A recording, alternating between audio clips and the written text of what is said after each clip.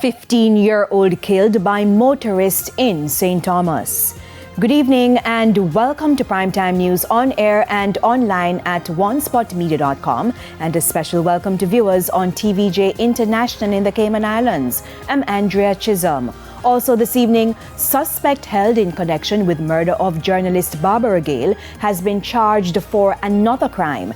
And why is goat meat so expensive? There's also sports and weather in this newscast, so stay with us. Details right after this break.